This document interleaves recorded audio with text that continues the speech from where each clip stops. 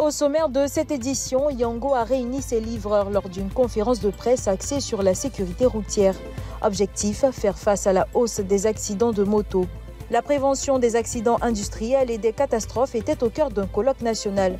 Cette rencontre vise à renforcer les actions du gouvernement ivoirien. Et en Grèce, plus de 15 000 manifestants ont défilé ce mercredi à Athènes et Thessalonique pour dénoncer la cherté de la vie et exiger des hausses de salaire. Bienvenue dans le 7 minutes. Face à l'augmentation des accidents de la circulation impliquant des motocyclistes, Yango a organisé une conférence de presse avec ses souscripteurs moto pour renforcer la sensibilisation à la sécurité routière. L'objectif de la rencontre était de rappeler l'importance du respect des règles de conduite et de renforcer les bonnes pratiques en matière de sécurité pour les acteurs de la mobilité urbaine. Selon l'Office de sécurité routière qui établit les statistiques au niveau des accidents en Côte d'Ivoire, en 2023, quand il y a 100 accidents, les deux roues et les piétons sont impliqués à 70%. Ça veut dire que sur 100 accidents, il y a 70 accidents qui sont survenus à cause des piétons et des deux roues. Donc, c'est pour cela que nous sommes venus leur dire qu'on vous aime bien, on aime le travail que vous faites.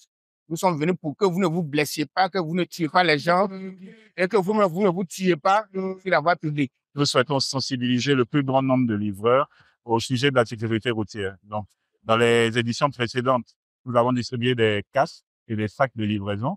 Également, il y a la présence de l'OSER et du CENAM, qui est l'organe en charge de la transfusion sanguine. Donc, on veut vraiment continuer de sensibiliser les livreurs et continuer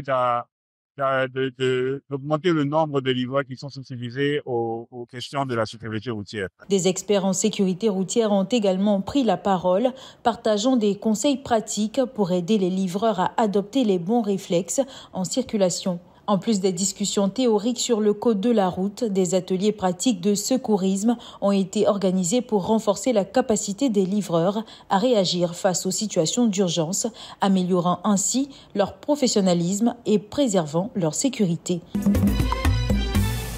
Un colloque national sur la gestion des risques industriels et des catastrophes a été lancé ce lundi 7 avril à l'auditorium de la Primature. Organisé par le secrétariat exécutif de la plateforme nationale de réduction des risques et de gestion des catastrophes, cet événement a pour objectif de soutenir les efforts du gouvernement ivoirien et des parties prenantes nationales dans la prévention des accidents industriels graves et des incidents liés au transport de marchandises dangereuses. Face à nos ambitions de développement, comme vous le savez, le PND 21-25 et le PND 26-30 continueront de réaffirmer la transformation structurelle de notre économie par l'industrialisation. Nous allons évoluer vers un pays encore plus industriel, avec des progrès importants à réaliser sur la chaîne industrielle, en maîtrisant des procédés industriels beaucoup plus complexes, qui font donc naturellement beaucoup à des matériaux beaucoup plus, je dirais, dangereux dans leur gestion et qui nécessitent d'avoir un cadre de gestion qui soit lui-même adapté et qui permette à la Côte d'Ivoire d'être au contrôle de ses ambitions. Soutenu par Expertise France et l'Union européenne, le colloque réunit des acteurs clés pour évaluer les actions entreprises, partager les meilleures pratiques et proposer des solutions concrètes afin d'assurer la durabilité des initiatives en cours. Parmi les thématiques abordées seront présentées les avancées du projet SafeTIC sur la sécurité des installations industrielles et du TMD, ainsi que la nouvelle nomenclature des installations classées pour la protection de l'environnement. L'Union européenne réaffirme son engagement aux côtés de la Côte d'Ivoire pour renforcer ses capacités de prévention et de réponse aux incidents NFBC, contribuant ainsi à la sécurité et au bien-être de ses citoyens. La coopération entre les acteurs est primordiale pour la mitigation des risques chimiques. Ce colloque offre l'occasion précieuse de consolider ces liens entre divers acteurs. Nous avons tous ici un rôle fondamental en prévention, en gestion de crise et surtout dans la construction d'une culture de sécurité durable. Il convient de rappeler que la Côte d'Ivoire a rejoint en 2013 l'initiative des centres d'excellence de l'Union européenne pour la réduction des risques liés aux matières nucléaires, radiologiques, biologiques et chimiques, tout en luttant contre leur trafic illicite, une démarche en parfaite adéquation avec les objectifs de ce colloque. Le Fonds pour la science, la technologie et l'innovation franchit une nouvelle étape décisive dans la promotion de la recherche et de la créativité en Côte d'Ivoire.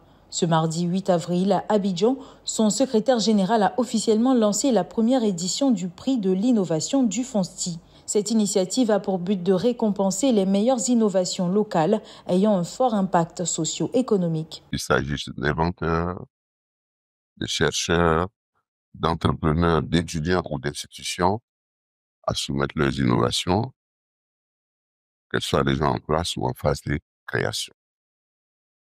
Un comité d'évaluation composé d'experts nationaux évaluera chaque innovation sur la base des critères techniques et de leur impact économique, social et environnemental. Nous souhaitons que ce concours soit une véritable vitrine de l'innovation ivoirienne. Jusqu'au 10 juin, les candidatures sont ouvertes à divers profils, y compris inventeurs, chercheurs, entrepreneurs, étudiants, ainsi que des institutions. 3 prix seront attribués allant de 5 à 10 millions de francs CFA en récompense des initiatives les plus prometteuses. La sélection des lauréats se basera sur des critères techniques ainsi que sur l'impact social, économique et environnemental des projets. On peut contribuer au développement de notre économie. Ce prix de l'innovation aujourd'hui du FONSTI vient vraiment accompagner la jeunesse. Pas que financer. Financer, ça règle une partie de votre problème. Mais l'encadrement, la structuration, l'accès au marché, c'est d'autres choses que réellement des jeunes, des talentueux ont besoin pour se faire accompagner, pour se développer et grandir. Ça prouve que c'est vrai qu'on va à l'école, mais il y a aussi ce genre d'organisations-là qui sont là pour nous soutenir au cas où nous avons des projets ou quoi que ce soit. En tout cas, c'est vrai qu'on dit qu'il n'y a pas de travail, mais si tu es scientifique, si tu as un projet vraiment, il y a des organisations qui sont là pour soutenir. Donc, il ne faudrait pas dire qu'il n'y a pas de travail et rester là à ne rien faire. C'est vraiment une très bonne initiative et je le félicite. Le FONSTI a également souligné son engagement à accompagner les lauréats dans la protection et la valorisation de leurs innovations, contribuant ainsi à renforcer l'écosystème technologique et entrepreneurial de la Côte d'Ivoire.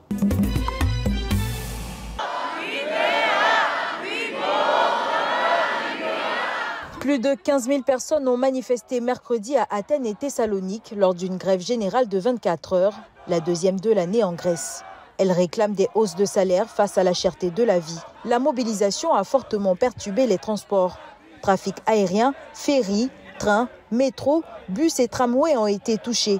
À Athènes, plus de 10 000 personnes ont manifesté place Syntagma à l'appel des syndicats ADEDI et GSE, dénonçant la politique du gouvernement conservateur de Kyriakos Mitsotakis. Slogan, pancartes et communiqués pointent la flambée des prix, les cartels dans l'énergie et la crise du logement aggravée par le tourisme de masse. À Thessalonique, environ 5 000 personnes ont aussi battu le pavé contre la politique qui appauvrit.